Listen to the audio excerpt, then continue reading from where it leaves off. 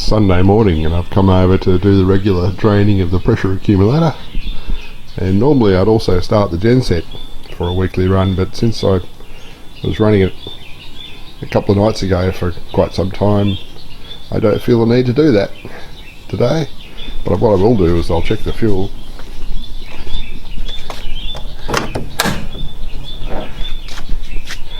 And yes, the fuel gauge has come off full,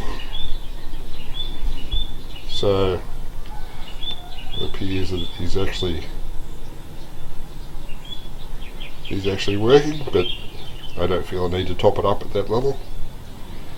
It's probably, I don't know how many hours that would run for and that fuel remaining, but it's quite a bit. So yeah, lots of run time left on that. So I'll look again next time. While I was out there, I managed to pick up a few passion fruit that escaped predation by the grandchildren. So if I remember, I'll take those home. I gotta say, some of the building materials around here appear to be crap. That skillion roof there was renewed less than 2 years ago, and that galvanising is not very good, I'd say. So that's going to have to be renewed again in fairly short order. But hopefully it's better quality. Like that's a bit over 12 months old, that roof there, and there's no signs of rust on that. It's just the crappy skylight that we've got to worry about there.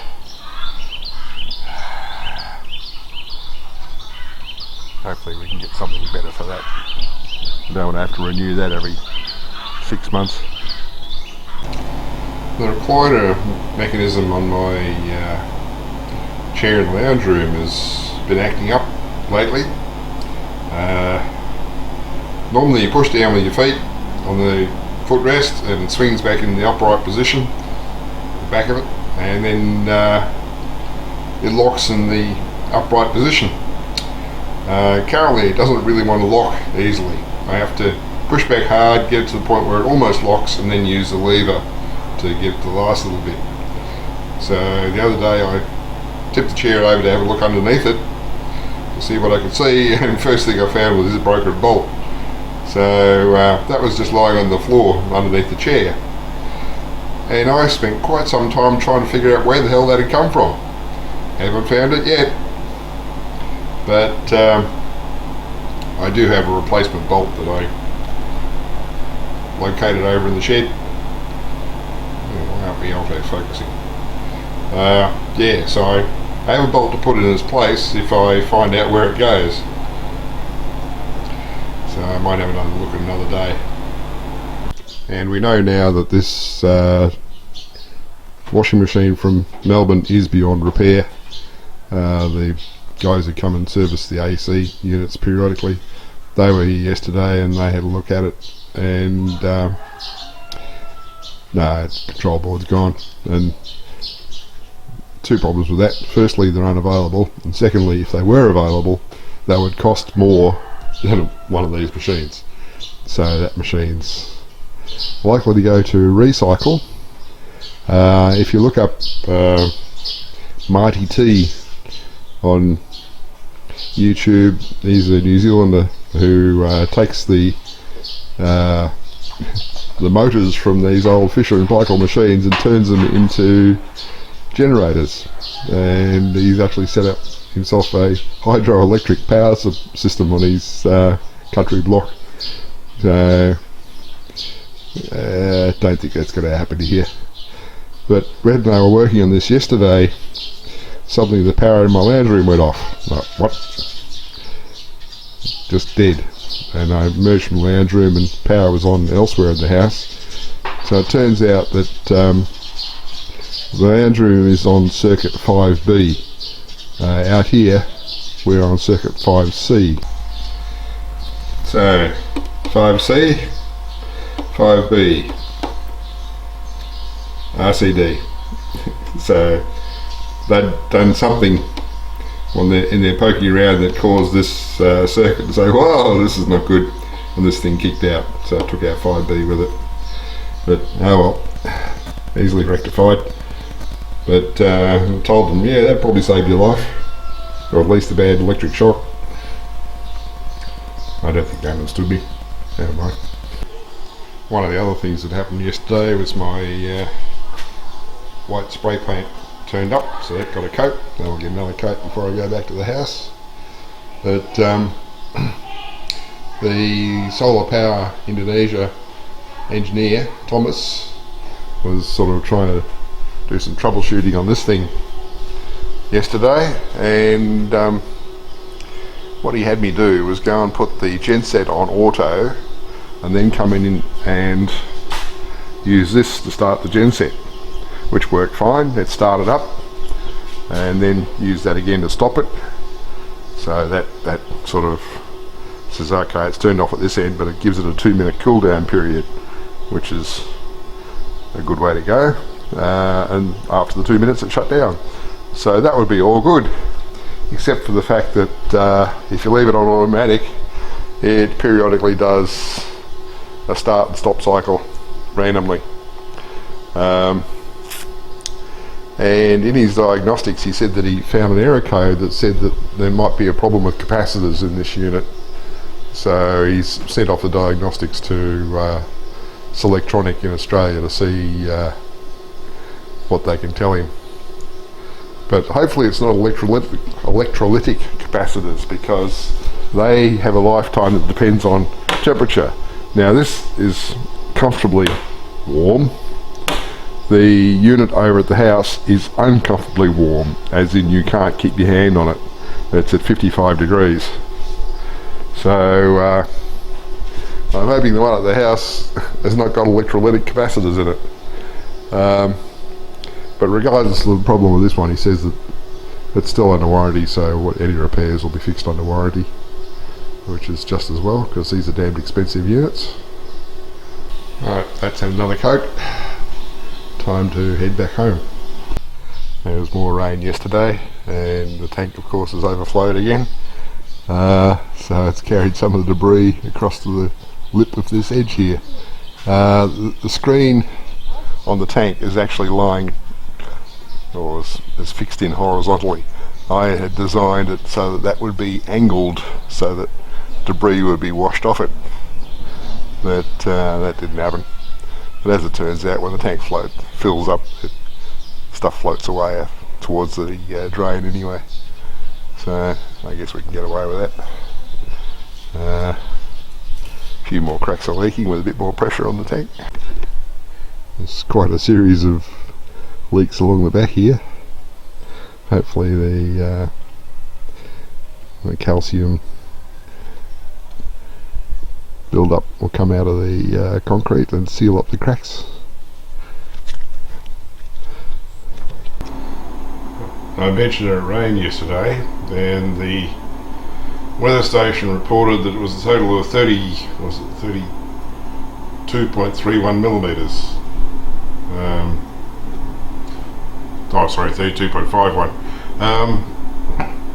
But it lied, because if we scroll down in this thing here and look at the graph, you'll see that the blue line is the accumulated rain and the green is the rainfall rate. So somewhere there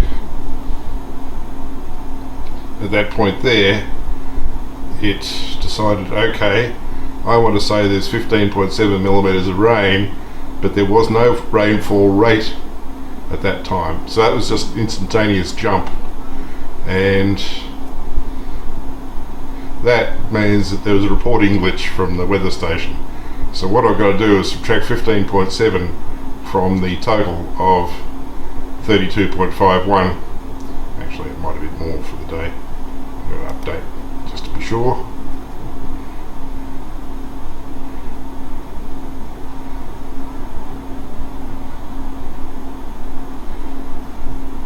Yep, 32.51. So if I subtract 15.7 from that, I will get the actual rainfall for yesterday, and what I do is I actually log that in my spreadsheet of rainfall. So this is where I track rainfall for each day. So I actually have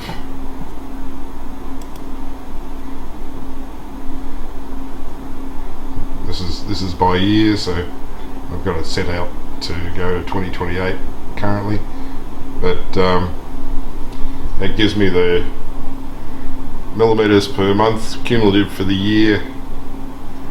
So you can see we're at 2849.19 so far this year, without putting in the rainfall for yesterday, and then up the end there you'll get an average over that time. I haven't figured out how to do average of years that have been filled in, because I don't want these included in the averages yet. So yeah, not fast enough to actually work out how to do that. But yeah, so I'll subtract 15.7 from 32.51, so that will be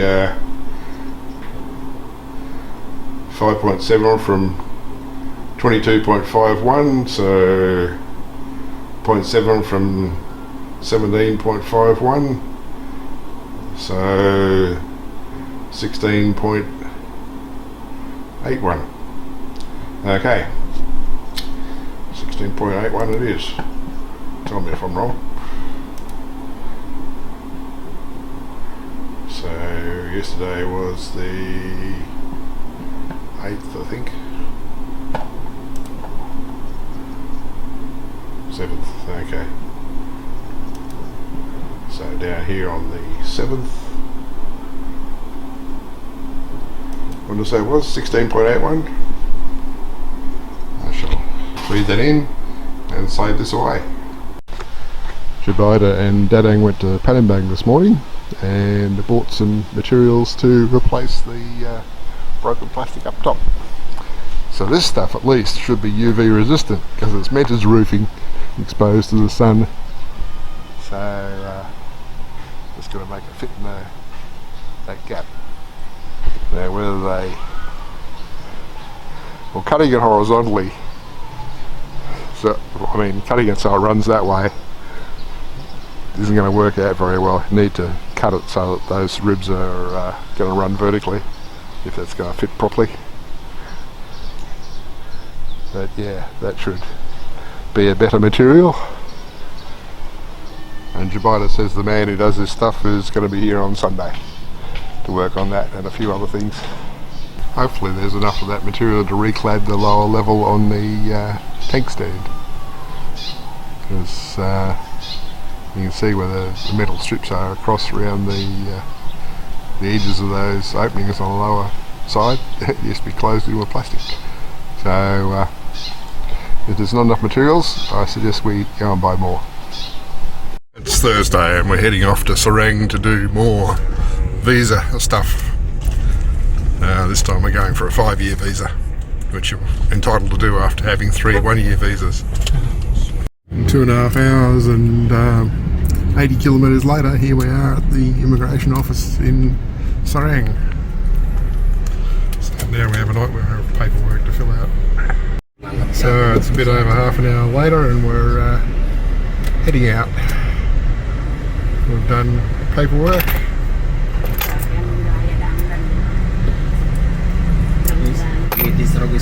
So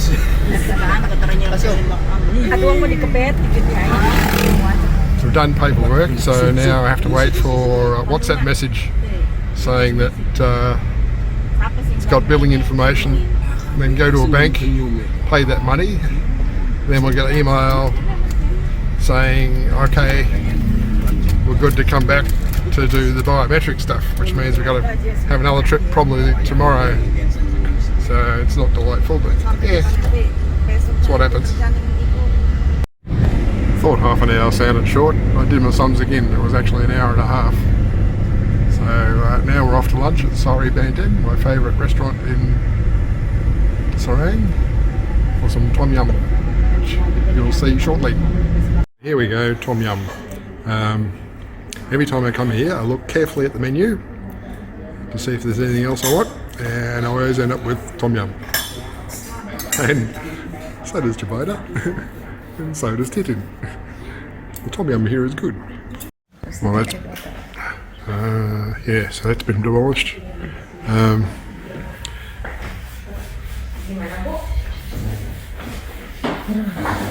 55,000 rupiah, which at the standard 10,000 to 1 ratio for the Australian dollar, that would be half a unskilled labourer's day of work.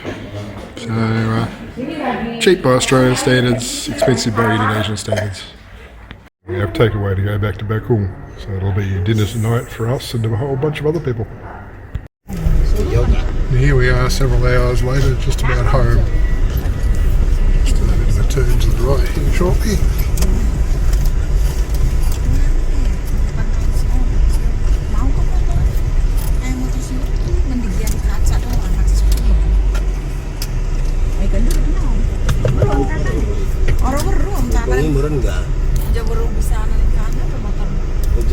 Oh, here we are back here. Yeah, it's about 6:30 on Friday morning. I'm just coming over to set the Genset to auto because Selectronic, the people who manufacture the inverter equipment, they're going to do some testing of their own to see what's happening with the auto start of the Genset. So for that to happen, it needs to be in auto mode. So that's quite simple to set. It's currently on stop.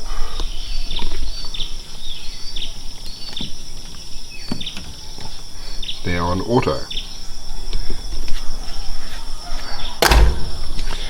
So I go back to my lounge room and see how often I hear it do random starts. While they're doing their testing, of course, I won't know whether it's because they're testing or it's just doing random starts, which was part of the problem. And the ladies have started gathering at the back of Lizu's house. There's got to be a big cook-up today for tomorrow, which will be a celebration of my deceased mother-in-law. Hello. So electric scooters are very common around here, and they start very young with them. Well, I'm sure the Indonesian Immigration Office is a mystery to me, because they said that they'd send notification of the billing information via WhatsApp. So they had my phone number in there, and also we filled out the paperwork with my Gmail email address, because my technologist.com address previously that has actually not worked for senders in Indonesia. Sometimes it would, sometimes it wouldn't. So on a previous visa I'd put that address in and they'd sent email notification and it never arrived. So nowadays I very meticulously put in the Gmail address. So that was what was on the form yesterday. This morning I received the billing information to my technologist.com email address. So I'm buggered if I know what's going on there. And that's the Genset doing a start. Earlier I heard it do a start, it ran for 10 seconds and turned off. There we go. It's just shut down again. So it's doing that, and I don't know whether now that's under the control of the Selectronic guys in Melbourne or not. But the schedule is that unless I hear from somebody previously that their testing's finished, I shut down, I switch it back to stop at 2 p.m. So so back to the immigration thing. Somebody will go to Panambang and make that payment today, and then depending on when I get notification from immigration that they've received payment, then we'll schedule the visit for the biometric stuff. So not today. Maybe, well, it will be next week sometime. Whether it's earlier or later in the week is yet to be determined. But anyway, that's enough for this week. I shall do an upload.